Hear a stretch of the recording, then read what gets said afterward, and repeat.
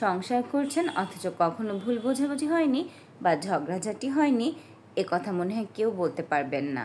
তবে একটা জিনিস খেয়াল করে দেখবেন, সংসারে যখন ঝামেলা হয় তখন কিন্তু বড় কোনো ইস্যু নিয়ে হয় না, ছোটোখাটো ইস্যুগুলোই নিয়েই বেশি ঝামেলা হয়ে থাকে। জীবনে ঘটে যাওয়া বড় ইস্যুগুলোকে আমরা অনেক প্রায়োরিটি দিই। আমরা চেষ্টা করি সেই ভুলগুলো যেন আর দ্বিতীয়বার না ঘটে, বা সেখান থেকে আমরা শিখে নতুনভাবে আবার শুরু করার চেষ্টা করি। কিন্তু বিপত্তি ঘটে ছোট ছোট ইস্যুতে।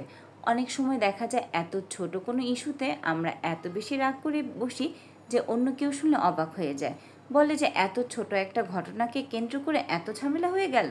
ছোট ছোট ইস্যুগুলো মনের ভেতরে জমতে জমতে একটা সময় যে পাহাড়ের মতো বড় হয়ে যায়, সেদিকে আমাদের খেয়ালই থাকে না। যার সাথে রাগ করা হলো তার যেমন মনে রাখতে হবে বা তার যেমন বুঝতে হবে যে সে কিছু করেছে, তেমনি যে রাগ করলো তারও কিন্তু বলে ফেলতে হবে যে কী কারণে সে রাগ বা অভিমান করেছে।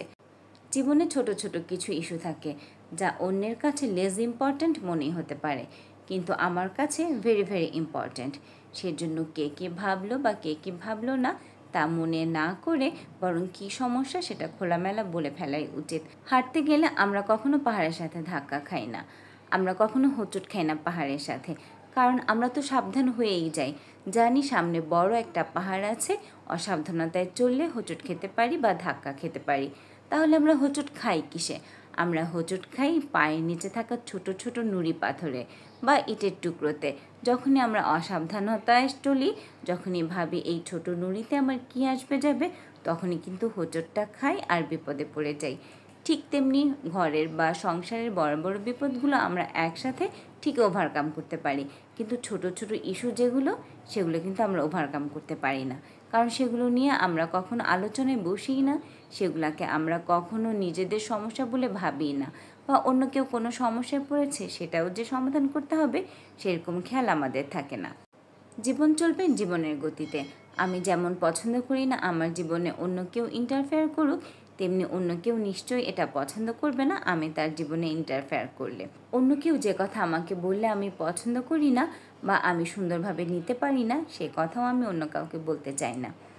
চেষ্টা করে এমন কিছু যেন না বলি যাতে অন্য কেউ কষ্ট পায়। সংসারে ছোট বড় বা সমবয়সী অনেকেই থাকে। আমি যেমন চাই সবাই আমাকে রেসপেক্ট করবে, সবাই আমার কথার গুরুত্ব দিবে, ঠিক তেমনি তারাও আমার কাছে একই ব্যবহার আশা করে। আমি যদি অন্য কাউকে ভালোবাসতে না পারি, কাউকে যদি সম্মান দিতে না পারি, তাহলে আমি কিভাবে তাদের কাছ থেকে ভালোবাসা বা সম্মান আশা করতে পারি?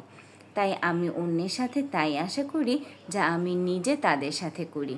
ঠিক তেমনি আমার মনে হয় ভালোবাসা হোক আর ঘৃণাই হোক, সেটা ততটুকুই পাওয়া যায় যতটুকু আমি অন্যদেরকে দিই।